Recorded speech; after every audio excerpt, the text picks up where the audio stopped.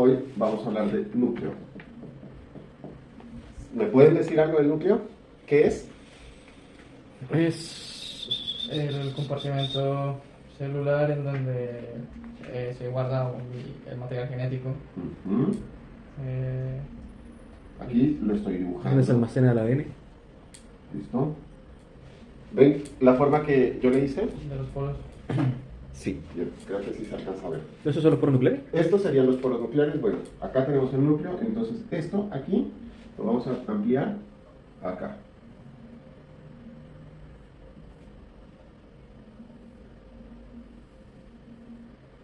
¿Listo? ¿Mm? Estamos viendo una ampliación. Me parece que estamos viendo el color verde, el marcador de color verde. Es distinto. ¿Verde? Así. Bueno, entonces, acá, ¿no? Esto sería el núcleo. Y acá tendríamos una membrana nuclear. ¿Sí? ¿Qué tiene en particular la membrana nuclear? Tiene de particular que es en realidad una doble membrana. No es una bicapa fosfolipídica. Todas las organelas membranosas tienen una membrana lipídica. Acá tienen una doble membrana, una membrana nuclear externa, ¿sí? Y acá tendrían la hoja interna.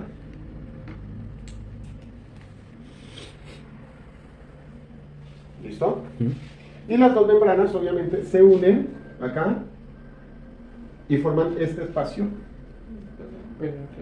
que es el esporo nuclear. Ah, sí. Bien. El interno se llama perinúcleo, ¿cierto? O sea, como el espacio entre las dos membranas. Aquí. Bueno, entonces, bien. ¿Se acuerdan algo del poro nuclear? De que hayamos visto en el pasado. Que deja pasar pequeños iones. Ajá. Tiene forma de canasta. Como Tiene una forma de canasta. Ajá, muy bien. Como una canasta de baloncesto. ¿Me ayudas, por favor? Porque si no nos vamos a morir un montón. Bueno, muy bien. Y acuérdense que por aquí pasaban las estructuras menores a 5000 Dalton, pasaban libres, y las mayores, 10 lotitas tiradas. Y las mayores pasaban asociadas a las importinas mediante el RAM. Bien. La membrana externa del poro nuclear, ¿sí? Se continúa con esta organela. No, con el retículo endoplasmático. ¿Listo? Y acá tenemos el liso, pero es para que lo tengan en cuenta. Bien. ¿Cómo se llama el del medio entre las dos membranas? Espacio perinuclear. Perinuclear. Bien. Y la membrana interna, acá, está asociada a unas modificaciones que tiene el citoesqueleto, ¿sí? Que le dan consistencia. Bien. Y aquí, si te acuerdas de esto, si se acuerdan de esto, estoy tratando de dibujar algo. ¿Sí entienden lo que les estoy tratando de dibujar? Es como un corte del poro nuclear. Y estas eran las proyecciones que habíamos visto. Bueno. Entonces, ¿qué pasa acá? ¿Qué hay acá adentro? Acá adentro están los cromosomas. ¿Sí? Bien. La cromatina, ¿en qué formas puede estar? Condensada. Condensada o laxa. Ajá, condensada o laxa. ¿Cierto? Cuando la cromatina que es transcripcionalmente activa, ¿cuál es? La Laxa. eucromatina. ¿La? Eucromatina. ¿Y cuál de La estas laxa. es la? Ajá, muy bien. Laxa o eucromatina. ¿Listo? Laxa o cromatina es lo mismo. Es lo mismo, sí. Condensada significa que está como más suelta. No, al revés. Más compacta. Más compactada. Ya. Bien. Y esta es la que es transcripcional.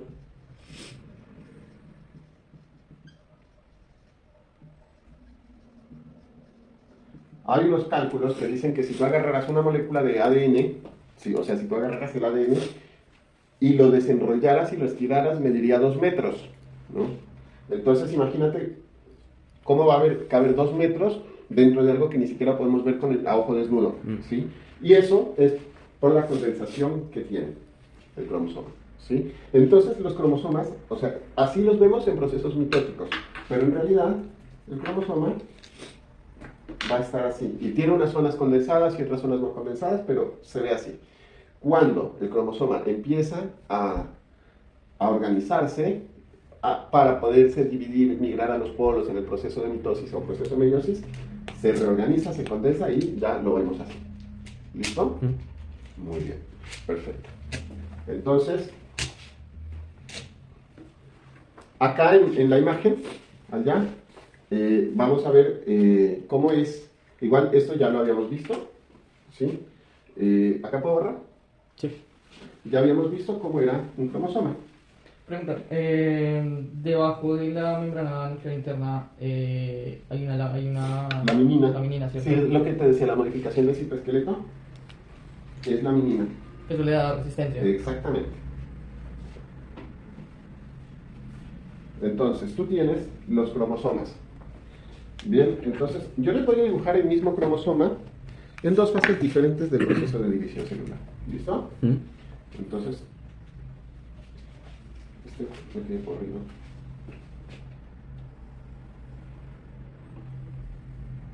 Bien, acá tenemos un cromosoma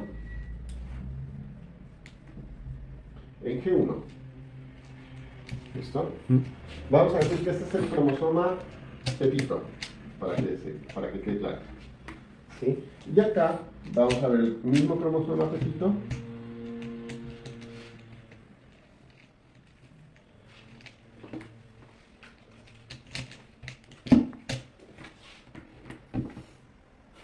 Ahí. Es el mismo cromosoma Pepito, solo que ahora está en G2. Aquí tiene una parte central, ¿sí? Y tiene los brazos. Bien. Acá tiene. Acá estamos en G1 y acá estamos en G2. ¿Cierto? ¿Qué hay entre estos 2 cromosomas? ¿Apareamiento? No. ¿Cómo que? Sí, ¿qué pasó? No. Ah, pues la duplicación. Duplicación. Ajá, o sea, la fase S. La fase S. ¿Sí? Entonces, entiendan algo.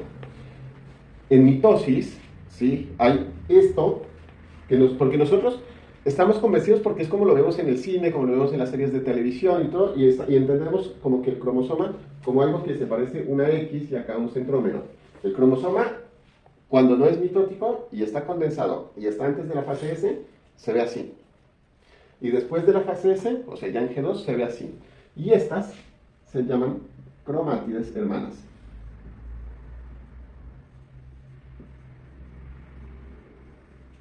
¿Sí? Las cromátides hermanas joyas, la duplicación son ambas iguales, bla, bla. Pero, por ejemplo, los cromosomas homólogos vienen siendo como la pareja o los que codifican como para un mismo número. Bien, todavía no hemos llegado hacia allá, pero los cromosomas homólogos, para que... Es que siempre me confundo con esas dos. No, mira. Los cromosomas homólogos, tú tienes una carga de cromosomas de tu mamá, una carga de cromosomas de tu papá. 23, 23. Por eso yo digo 23 pares de cromosomas y no digo 46 cromosomas. Entonces, 23 pares de cromosomas, que yo los organicé según un examen que se llama cariotipo, los organicé de acuerdo a su estructura, que el uno se parezca con el otro. Son hermanos. Esos son los homólogos. Esos son los cromosomas homólogos. ¿Sí? Ok. Cuando te separas, ¿sí? Cuando se separan los cromosomas homólogos en el proceso de meiosis, uno migra para una célula hija y el otro migra para otra célula hija. Por eso el uno hereda ojos de color azul y el otro va a heredar ojos de color marrón, porque los de color azul venían de la mamá y los de marrón venían del papá. Los cromosomas hermanos. ¿Sí?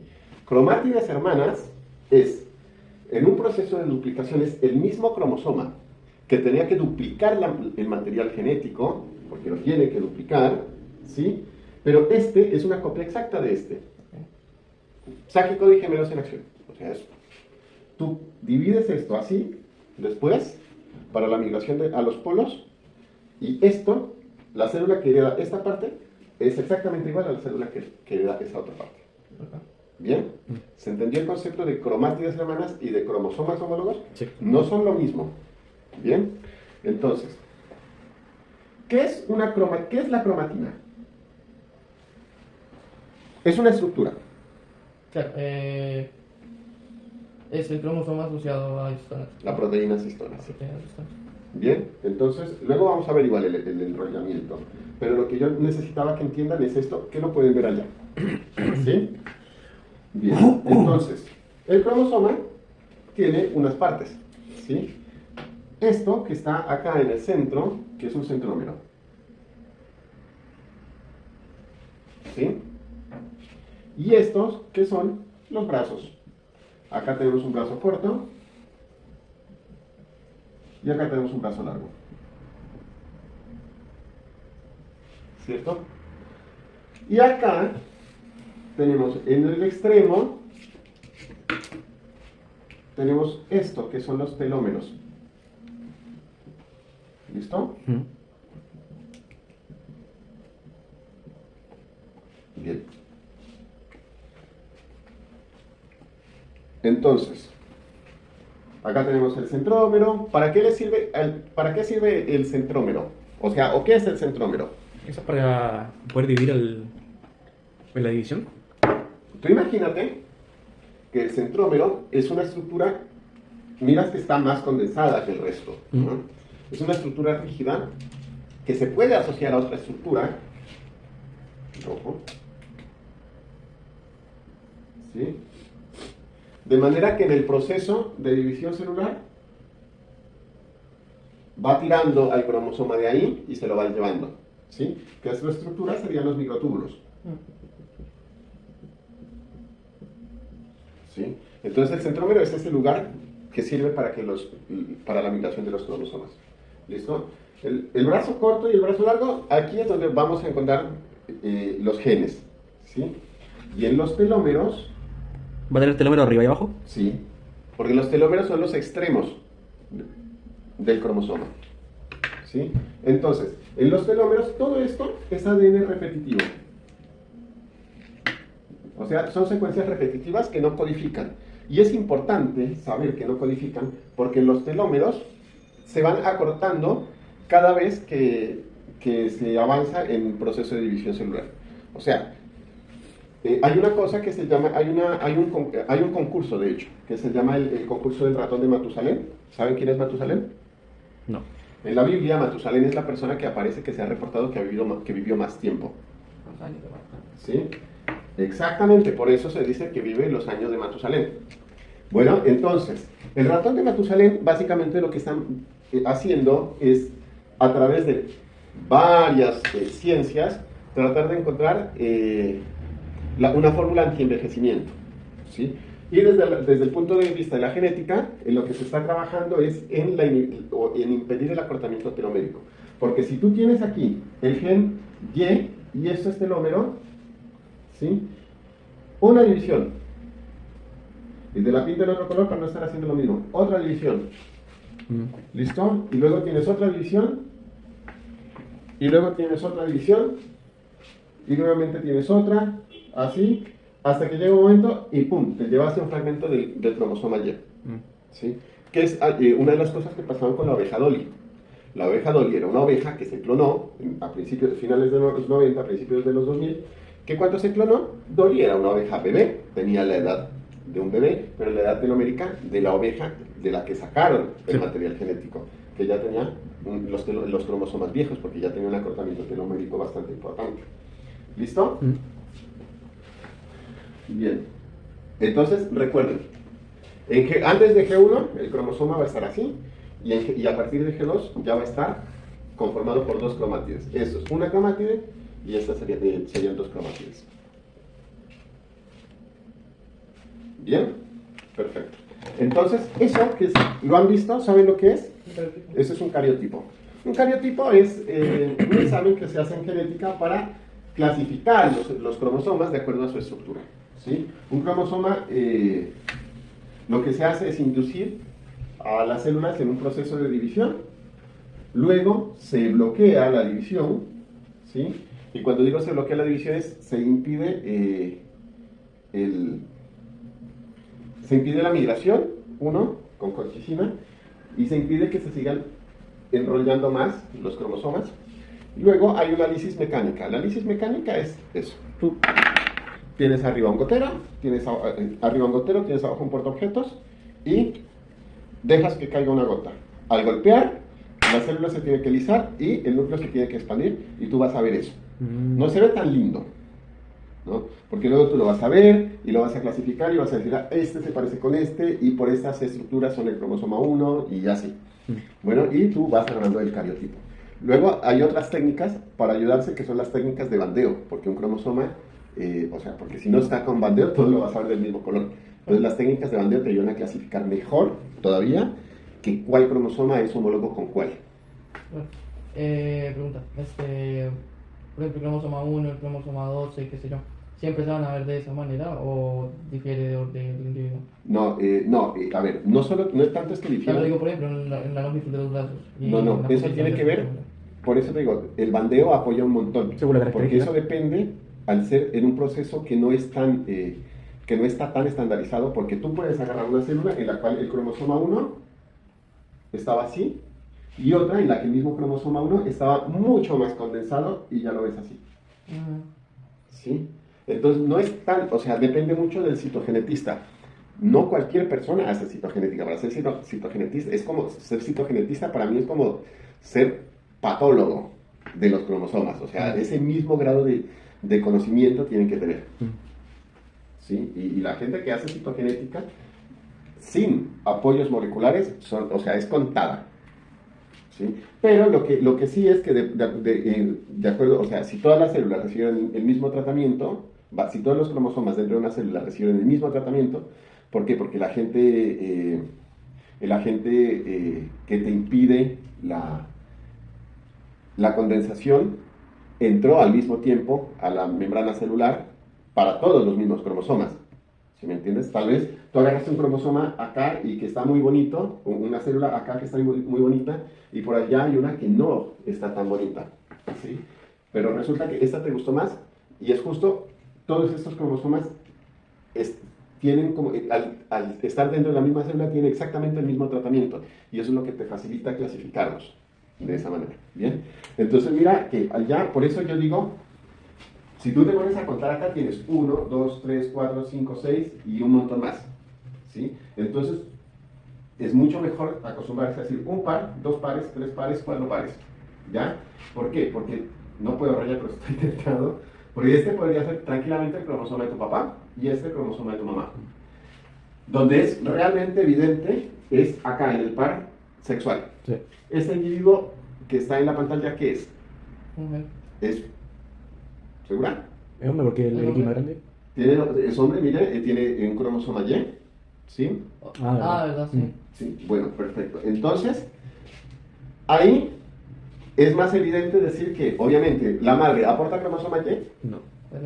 Entonces ahí tú tienes un cromosoma Y que vino del padre, un cromosoma X que vino de la madre. Bien. Pero, por ejemplo, el padre también tiene cromosoma X, ¿no? Claro. Pero si el padre aporta cromosoma X, sería mujer. va a ser un sexo femenino, sí. Okay. Bien, al menos cromosómico. Bien, entonces, bien, hasta ahí, ¿estamos? No se olviden de lo de acá, les iba a decir. Bueno, entonces, otra cosa es que ustedes tienen un cromosoma, tienen una cantidad enorme de genes, de ADN, pero enorme, ¿sí? ¿Todo el ADN que tenemos los seres humanos codifica? No. O sea, tú tienes acá esto, y tienes esto, y tienes esto, y tienes esto, y tienes esto, y tienes esto, ¿cierto? Entonces, el ADN, las rayitas rojas son porciones de ADN que sí son codificantes. Y las rayitas verdes son no codificantes. Aquí vendríamos hablando del intrón y el exón. ¿Qué es lo que en el ARN mensajero va comandándose como intrón y exón? Exactamente. Esto significa que este ADN sea basura, porque se le denomina vulgarmente como ADN basura. No, no significa que no sea basura. Que sea no codificante para genes no significa que cumpla otras funciones no genéticas. Como que, por ejemplo, cómo estabilizar la molécula. ¿Sí? Ahora, si hay una mutación, ¿sí? Y la mutación sucede aquí, tiene un peso, o sea, tiene un precio que debe pagar el individuo que sufrió esta mutación, ¿cierto? Pero si la mutación sucede acá, el precio no es el mismo, porque acá significa que esta persona, por ejemplo, si se trata de la proteína melanina, ¿sí? Y esta persona no puede producir melanina, estamos diciendo que sería un albino, ¿sí? Por una mutación chiquitita acá, o sea, obviamente que estoy exagerando, pero estoy exagerando para que me entiendan el ejemplo. Pero si la mutación sucede acá, ¿sí? No se afecta tanto el fenotipo de la misma manera que se ve afectando acá, ¿listo? Entonces tenemos el ADN repetitivo, ¿sí? Que el ADN repetitivo forma satélites, minisatélites y microsatélites. Eso es lo que se conoce como los SNPs.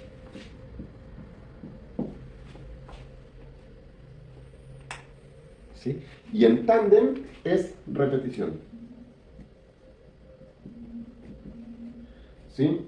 ¿Por qué? Porque uno dice en tándem y es como todo muy bonito. Les explico lo que significa tándem. Yo tenía en el pasado un novio que era diseñador de espacios interiores. Era diseñador industrial, pero diseñaba en espacios interiores. Trabajaba. Y él decía, ay, no, tengo que diseñar las estructuras en tándem. Y yo, para mí era como que, o sea, tienes que hacer estructuras que se repiten, porque para mí era eso, o sea, para mí, ¿sí? Entonces me dijimos, ¿por qué conoces esa palabra? Entonces yo dije, no, porque en el ADN hay unas estructuras que son en tándem, y no sé qué. Y entonces me dijo, sí, exactamente, dice. Por ejemplo, en mi trabajo, las estructuras en tándem son las sillas.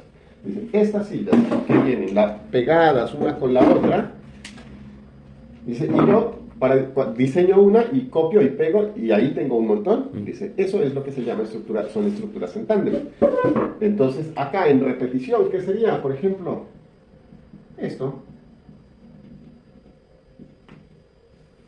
¿Les parece familiar? La caja Tata. Las cajas Tata, que se abrían muy fácil porque tienen menos piezas de hidrógeno. ¿Listo? ¿Y cómo está empaquetado el ADN? ¿Se acuerdan? Bueno, primero que todo. Pues por zonas, ¿no? Sí, primero que todo tenemos una estructura, ¿no? Que se llama la cromatina. ¿Listo? Me salté un montón respecto a ti. La cromatina que puede estar condensada o puede estar laxa, ¿cierto? La cromatina se organiza preferentemente en ciertos sectores del núcleo. La cromatina condensada. Y a la microscopía, estos sectores se ven más oscuros. ¿Sí? Más oscuros. ¿Te suena algo? ¿Qué está condensado? Una estructura que esté dentro del núcleo. Ah, el nucleolo. El nucleolo, muy bien. Pregunta. ¿Es el nucleolo? Ajá. El nucleolo son estructuras de cromatina condensada. Wow. Ajá. Y puedes tener en un núcleo, en una célula puedes tener varios nucleolos. Pregunta. ¿El nucleolo está separado por membrana? No. No. Muy bien, es importantísimo que lo tengan en cuenta porque es pregunta cascarita. Siempre en las selecciones múltiples, por ahí les mandan un nucleolo con membrana. Diciéndoles que tiene membrana y eso es falso. Bueno. Entonces, el nucleolo prácticamente son zonas de Estructura de cromatina condensada. De hetero. Sí. Bueno. Entonces, nosotros tenemos la cromatina, que es esto.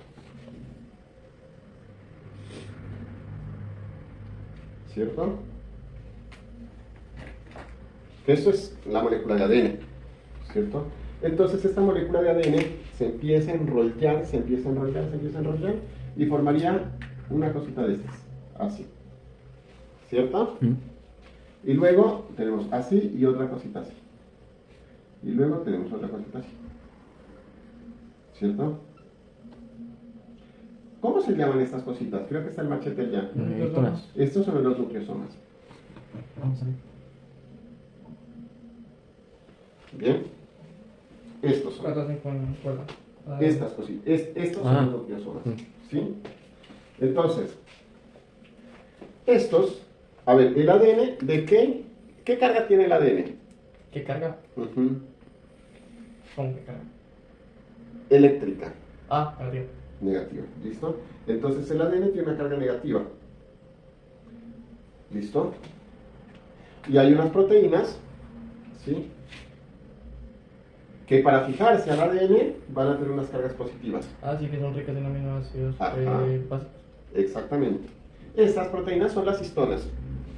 ¿Listo? Entonces, en una cromatina vamos a encontrar ADN, ¿cierto? Vamos a encontrar proteínas histonas, ¿sí? Y vamos a encontrar otras proteínas que no sean histonas, pero que ayudan a estabilizar todo este paquete. ¿Bien? Y las histonas pueden ser nucleosómicas, ¿sí? O sea que están en relación con el nucleosoma,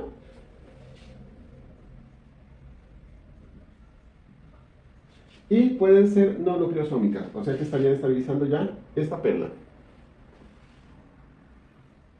Y eso todo es complemento de la cromatina. Todo esto, absolutamente todo esto, es la cromatina.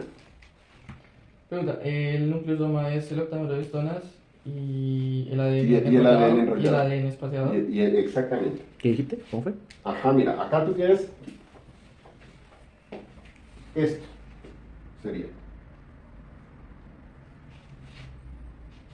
Miras, el ADN enrollado, ¿sí? Que es lo de azul, las que parecen alfajorcitos de maicena, serían, estamos conectados, serían las histonas, ¿sí? Y ves cómo cada vez se van enrollando más. Y van desde una forma muy laxa, ¿sí? Y cada vez van obteniendo una forma más condensada para obtener el cromosoma. ¿Bien? ¿Qué pusiste ahí abajo de la última? ¿Dónde? No, No, proteínas, no histonas. Ah. O sea, ya vamos casi 3 semanas de clase, ya deberías saber que el pi es proteína. Ah, que yo escribo las palabras. Por ejemplo, célula, yo escribo célula. No hago el dibujo. Bien. Bueno, mira, entonces. Tú tienes el ADN, ¿sí? Y cada una de estas, ¿sí? Luego se van agregando y forman se unen en grupos de 8, ¿cierto? Y tú imagínate, entonces, ¿has visto alguna vez en tu vida un rosario? Sí. ¿Viste que tiene una perlita, un pedacito de cuerda, otra perlita, otro pedacito de cuerda? Se van organizando más o menos así. Pero lo que es importante acá es, igual estas diapositivas las van a tener, ¿sí? Es la organización de acá, de cómo es el ADN, ¿sí? Que es negativo, las moléculas de histona, que son positivas, y las histonas H1, que son las histonas que no están con el ADN, sino que esas aseguran toda esa estructura. Una pregunta. ¿Cuántas vueltas da el ADN alrededor de la histona? 2. 2 vueltas. 2. Sigue. 1, 2, sigue. 1. Yo parece que la cátedra decía 2,3, una wea así, no sé por qué. Sí, bueno, por eso te pone, acá tienes 2 fibras, ¿la miras?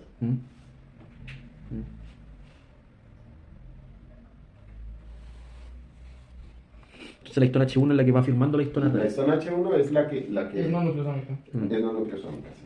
Bien, perfecto.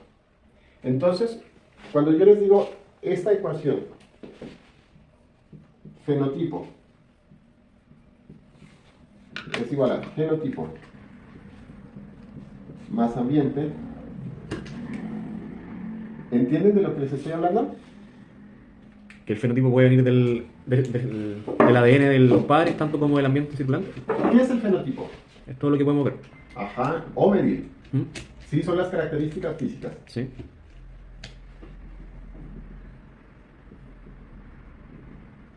¿Por qué? Porque, o sea, cuando digo medir, ¿por qué? Porque, por ejemplo, si yo le hago el tipo de sangre, yo no lo puedo ver.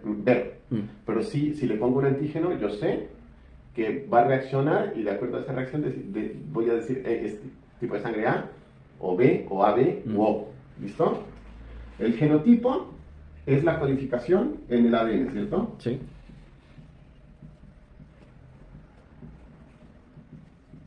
¿Listo?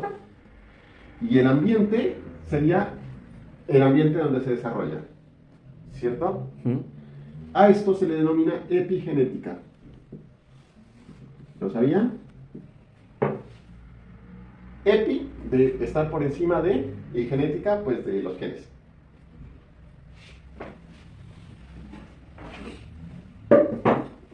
Bien. Entonces, cuando digo que el fenotipo es igual a genotipo más ambiente, es precisamente eso, que el fenotipo se ve alterado de alguna manera por esto. ¿Se les ocurre, por ejemplo, alguna modificación epigenética? ¿Lo gusto? Mírenlo de esta manera. Yo soy un gen. Y yo me tengo que transcribir para traducir y expresarme. ¿Cierto? Pero el ADN dentro del que yo estoy codificado está todo enrollado formando un nucleosoma. ¿Cierto? Ya. Entonces, una modificación epigenética no sería, por ejemplo, el desenrollamiento. Ah, estoy hablando dentro del ADN en sí. Claro. Entonces, las histonas, por ejemplo, son parte de la epigenética. Todo lo que esté por fuera de esto ya es epigenético. Epigenético. Sí. Entonces todas las proteínas no nucleosómicas son epigenéticas. Sí. Ok. ¿Listo? ¿Por qué? Pero las histonas te modifican la secuencia de ADN. No, la secuencia sigue siendo la misma. Que está enrollada de una manera que no es accesible a la polimerasa es otro cuento. O sea, por lo tanto, las proteínas histónicas como las no histónicas hacen parte de la epigenética. Exactamente. O sea, todo lo que no sea adenina, guanina, citosina y timina ya es epigenética. Ya.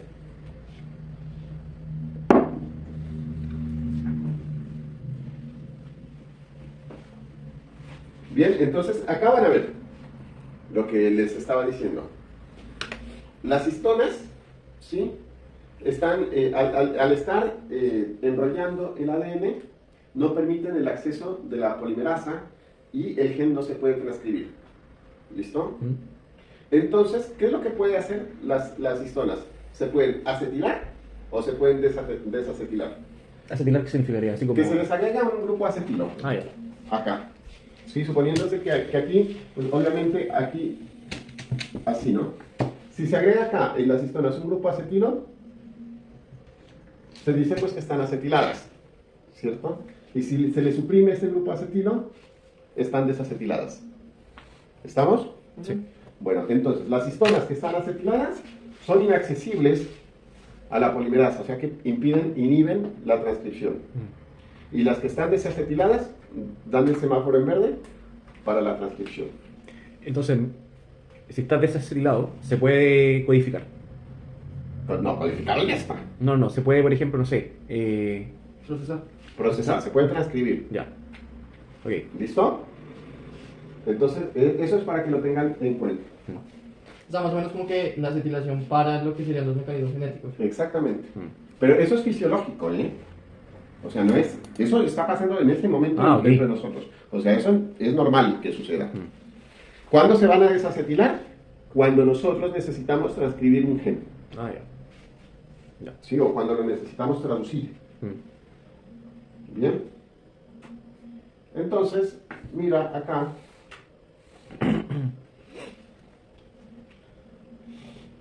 El nucleolo. Estructura de cromatinas condensadas. Sí, el nucleolo es una estructura así de cromatina condensada. ¿Sí? Hay ciertos, dependiendo del tipo de célula, puede haber más o menos cantidades de nucleolos. Sí, puede haber 10 nucleolos por dentro de una misma célula. Ah, sí. ¿Sí? Ah, yo pensé Y que no era es que una hay un célula. solo, no, puede haber. ¿Por qué? Porque los nucleolos son porciones, o sea, tienen que ver con el número de cromosomas que se muestren condensados en determinado momento. ¿Sí?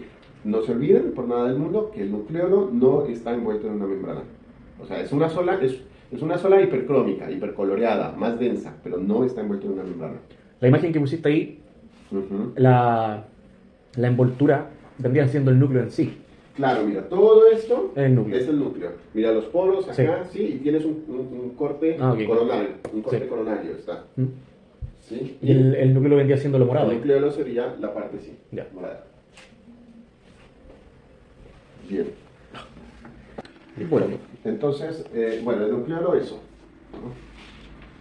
Los tipos de ARN, que ya los habíamos visto, ¿no? El ARN ribosomal, a esto le pueden sacar los más comunes que nosotros vemos son el ribosomal, el de transferencia y el mensajero. Pero pues obviamente también hay otros tipos de ARN, ¿no? El pequeño nuclear, el pequeño nucleolar. Bien. Y aquí en este esquema podemos ver cómo es la transcripción. Una vez se lleva a cabo la transcripción, ¿sí? Hay las modificaciones que permiten el corte y el empalme, ¿sí? Y miran cómo se van eliminando los exones. O sea, el splicing se hace en el nucleolo. Se da, no, mira la siguiente diapositiva. ¿Entiendes la diapositiva? yo no. Vuélvela otra vez, para cachar. Se supone que esto es como sacando los pedazos de ADN que no codifican. Claro, sacando, a ver, no de ADN, de ARN. Estamos eliminando los intrones. Ah, ya. Ah, pero es únicamente un ribosomal. Sí. O sea, el splicing, el corte y empalme que se le da al mensajero. Exactamente. Eso también pasa en el nucleolo, ¿no? Es que mira esta diapositiva, ahora sí. Estos son los puntos de control y de maduración del ARN. Claro. Entonces, en el lado izquierdo tienes el control, ¿dónde se da el control transcripcional? Está numerado y en la fotografía, ¿sí?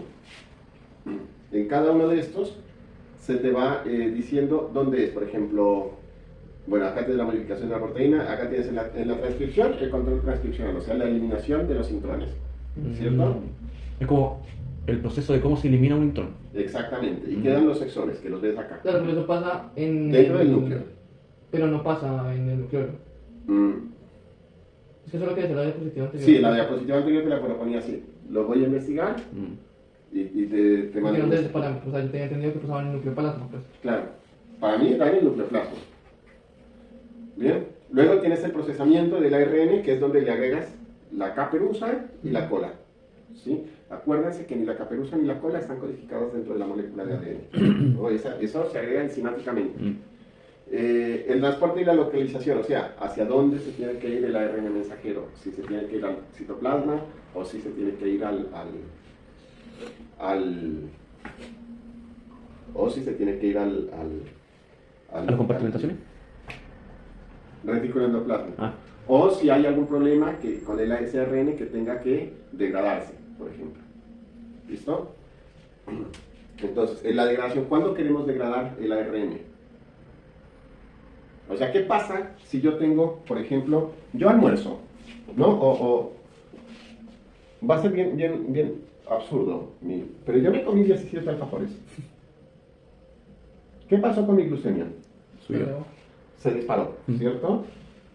Bien. ¿Qué medidas tiene mi cuerpo para bajar la glucemia? Genera insulina. El pan. Para liberar insulina, ¿cierto? Entonces, si se aumenta la insulina, Baja la glicemia. ya. ¿Qué es la insulina? Normal. Una hormona. ¿Y de qué tipo? Pacífica. Peptídica. O sea que está codificada ¿dónde? En el ADN. En el ADN. Muy bien. Entonces, transcripción, traducción, insulina. ¿Listo? ¿Qué pasa si el ARN de la insulina sigue en el citoplasma? Se sigue generando insulina. Se sigue generando insulina. Y lo más probable es que yo tenga por ahí después una hipoglucemia. ¿Eso conviene? No. Entonces, no es lógico que el ARN, una vez traducido en la cantidad necesaria, se degrade. Sí. Bien. Por ejemplo, una pregunta nada que ver. Si tú no comías todo el día, no consumías azúcar, por ejemplo, todo el día, y no sé, camináis para allá, para acá, para allá, para acá, tu cuerpo no va a generar glucosa. Entonces la insulina. No, glucosa sí genera. ¿Mm? La insulina está para bajar la glucosa. Por eso, entonces, si tú no comes en todo el día, Ajá. vas a generar glucosa, pero de la, no sé, de la grasa que tenía. Claro, de los mecanismos gluconeogénicos. Pero la insulina, si tú no le pones azúcar al cuerpo, va a estar así como para lo que genera el cuerpo en sí nomás. Claro. No se va a elevar, por ejemplo, a un nivel si tú no comiste. No. Ah, ok. No. Pero ¿qué se eleva cuando yo hago ejercicio, por ejemplo? O cuando me asusto. La adrenalina. ¿Mm? ¿La adrenalina? La adrenalina, sí. ¿Mm? Otra. Cortisol. Otra. Piensen en La células presión. pancreáticas. El glucagón, ¿no? El glucagón, ¿sí? Entonces, hay una cosa que se llama, una enzima que se llama lipasa sensible a hormonas. ¿Te acuerdas? Sí. Y la lipasa sensible a hormonas es sensible justamente a adrenalina y al glucagón. ¿Sí? Entonces, cuando yo necesito, por eso es recomendable hacer ejercicio, porque con el ejercicio se aumenta el glucagón y se aumenta la adrenalina. Se activa la lipasa sensible a hormonas y si yo quiero perder peso en grasa, voy a utilizar esos depósitos. ¿Listo? Pero la insulina, ¿cuándo me va a aumentar? ¿Cuándo se me va a elevar? Cuando tenga la glucemia elevada. Bien. Y también la degradación de proteínas cuando hay algún problema en la traducción, en los mecanismos post-traduccionales. Cuéntamelo. Ahora, ¿qué pasa en el núcleo o en la codificación de ARN cuando la persona tiene diabetes? ¿Eso vendría siendo en el núcleo igual? ¿El ¿Qué ARN tipo no de se codifica? diabetes? La tradicional, la Tipo 1. ¿Sí? La diabetes mellitus tipo 1. Sí. Pero ¿qué pasa? La célula no sabe, ¿sí? O sea, no es que no sepa, es que no puede hacer nada al respecto, ¿sí? Porque está dentro de su código genético, está el déficit de la glucemia. Ah, bien codificada para que no actúe ya. Exactamente. Ah, ya. ¿Y el la mellitus 2 es como lo mismo? En la mellitus 2 el problema no es tanto en la síntesis de la insulina, sino más allá, en los receptores de la insulina, por ejemplo. Bien. Sí. ¿Sí? Por ejemplo, una de las cosas que pasa en el síndrome metabólico es que el elevado nivel de triglicéridos hace que tú tienes acá el GLUT, ¿Ya? y los triglicéridos se te empiezan a posar sobre la membrana Sí. y se posan sobre el GLUT. Entonces, la glucosa no tiene cómo ingresar. ¿Listo? Sí. Bien. Y acá el control transcripcional. Miren acá cómo se forma un bucle. Sí. ¿Lo logran ver? Bueno, eso sucede sobre todo cuando el enhancer, ¿sí? El promotor, está muy río arriba o muy río abajo del origen de la replicación, ¿sí? Entonces, tiene que formarse un bucle para facilitar el acceso de la polimerasa y que siga el control de la transcripción. ¿Listo? Sí. Pero básicamente es coactivador correpresor, ¿sí? Si está activado, obviamente la polimerasa tiene acceso y se avanza en el proceso. Y si la polimerasa no tiene acceso, no hay transporte. ¿Listo? Esto ya más o menos lo habíamos visto, ¿se acuerdan? El splicing alternativo. El splicing alternativo era cortar, ¿sí? o hacer varios mecanismos de splicing para obtener a partir de un mismo gen varios ARN mensajeros diferentes que permiten tener varias proteínas diferentes, ¿sí? Entonces podemos quitar, por ejemplo, el exón 1 solamente podemos dejar el exón 1 y el 2 y eso es una proteína. El 1 y el 3, eso es otra proteína. El 2 y el 3, eso es otra proteína. Sí. Los exones son los que son Codificantes. Sí, por eso te digo dejar. Por ahí hay veces que se puede confundir porque uno piensa de entrar y ex de salida, pero los exones es lo que se deja. ¿Sí? Incluso mira cómo en la gráfica te dice exón, te tiñe el exón de color negro y es lo que se deja en el ARN maduro. Claro. ¿Y ese cuadro vendría siendo un ribosoma? Acá un ARN mensajero. ¿Sí? En realidad, un ARN. No, el cuadro. La figura 4. Ah, el 4, yo Sí. entendí el cuadro. No. Sí, el cuadro sería un ribosoma. Bien. La EPA. EPA, muy bien. Y entonces, en el transporte, obviamente, el ARN mensajero puede transportarse a diferentes velocidades, ¿no? De hecho, hay en ingeniería genética algo que se llama el codón escaso. No es escaso. No es redundante, pero no es... Bueno, lo que pasa es que ustedes saben que un codón, o sea, varios codones pueden sintetizar para un aminoácido, ¿cierto? De eso se acuerdan. Bueno, hay ciertas especies que tienen mayor proporción o menor proporción de esos codones. No significa que tengan menos proporción del aminoácido, sino de ese codón. Por ejemplo, tienen A, T y C, que sean lo que codifica para fenilalanina, por ejemplo. ¿Sí? Y yo saqué mi gen original, lo tenía en una vaca. ¿Sí? Y en una vaca la proporción de codones para fenilalanina está favoreciendo la presentación del triple A, por ejemplo. Y puse eso en una levadura, ¿sí? Y en esa levadura triple A es más escasa y está favorecida la presentación en AAC. ¿Sí? ¿Significa que la proteína no se traduce? No, la proteína sí se sigue traduciendo, ¿sí? Pero como tiene menos ARN transportador que sea anticodón para esto, entonces lo hace a una velocidad más lenta. Okay. ¿Sí? Entonces, ese enlentecimiento también me trae un problema en el transporte del ARN, porque se me empieza a acumular. Entonces, la célula tiene que ponerle un freno. ¿Listo? Y el control de la traducción, lo que habíamos visto, ¿sí? Lo que habíamos visto, la caperuza y la capa, ¿sí? Entonces, esto es lo que hace que cuando se encuentre si la caperuza está acá, la metionina va a iniciar la traducción, ¿sí? Y se le va a agregar también la caperuza y va a arrancar. ¿Y cuándo va a terminar la traducción?